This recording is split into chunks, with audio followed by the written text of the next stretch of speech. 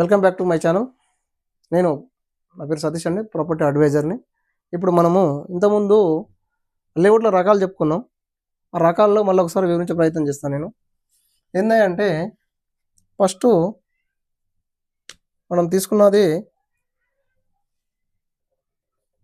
GP, గ్రామ పంచాయతీ కదా. తర్వాత ఉన్నది డిటిసిపి,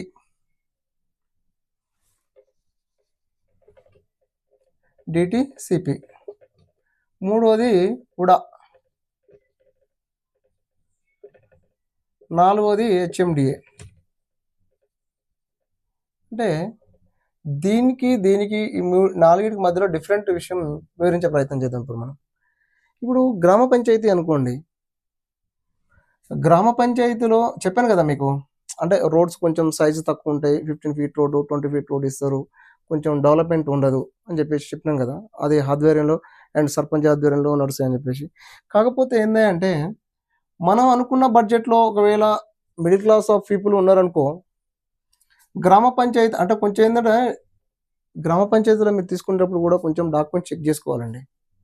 ఎందుకంటే గ్రామ పంచాయతీ కాబట్టి వాళ్ళు ఎక్కడ వేసారు లేఅవుట్ ఏందని తెలియదు. ఎందుకంటే మనం ఒక ఏరియా నుంచి ఒక ఏరియా సిటీకి వస్తాం, సరే ఇక్కడ బాగుంది కదా మనం వెళ్ళిపోతాం. అంటే కుంటలు చెరువులు అవి కూడా చేసి ఉన్నటువంటివి ఉన్నాయి కొన్ని. అంటే నేను మరీ అన్నీ ఉన్నాయని చెప్పట్లేను, కాకపోతే కొన్ని అవకతవకలు నడుస్తున్నాయి. కాబట్టి జీపీలో ఆ రోడ్స్ ప్రైస్ తక్కువ ఉంటుంది, జర డెవలప్మెంట్ చేయరు.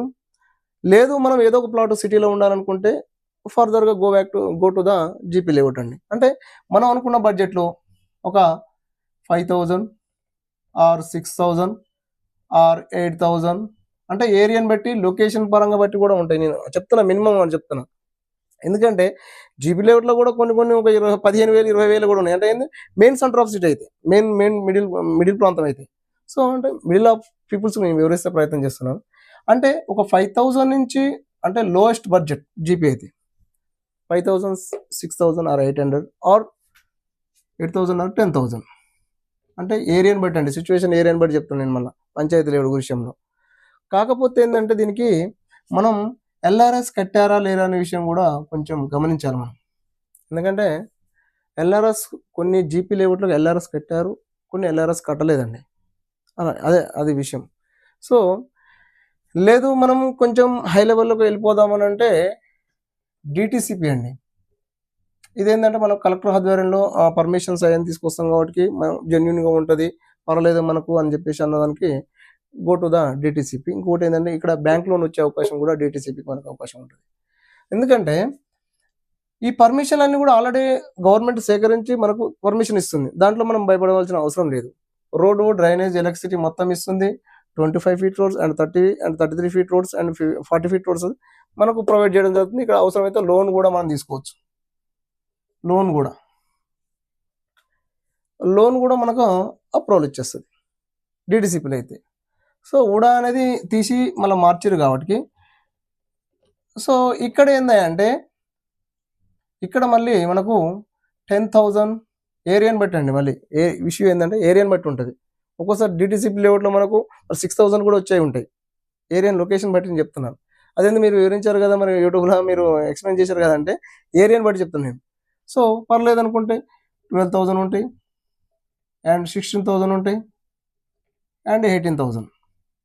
డిఫరెంట్ ఆఫ్ లొకేషన్ పరంగా మనం చూసుకున్నట్లయితే లోన్ కూడా మనం ప్రొవైడ్ చేయడం జరుగుతుంది. అన్ని ఏ టు జెడ్ డెవలప్మెంట్ అయింది, రోడ్డు, డ్రైనేజ్, ఎలక్ట్రిసిటీ మొత్తం కూడా డెవలప్మెంట్ అయిపోయింది. లేదు పర్వాలేదు నాకు ఇంకా క్వాలిటీగా మంచిగా ఉండాలి, లగ్జరీగా ఉండాలి, పర్వాలేదు అనుకుంటే ప్రిపేర్ ఆఫ్ హెచ్ఎండిఏ. ఇక్కడ బ్యాంక్ లోన్ వస్తుంది, పార్క్ డెవలప్మెంట్ చేస్తుర్రు. అండ్ రేరా అంటే ఇప్పుడు మస్ట్ అండ్ షుడ్ రేరా తీస్తున్నారు. అంటే డిటిసిపి పాత లేఅవుట్లో కాదండి, ఇప్పుడు వచ్చే కొత్త లేఅవుట్లో కూడా రేరా. అంటే కొన్ని కంపెనీలు రేరా తెచ్చుకుంటున్నాయి, కొన్ని కంపెనీలు రేరా తెచ్చుకోవట్లేవు, కానీ కంపల్సరీ హెచ్ఎండిలో రేరా తీసుకొస్తున్నారు.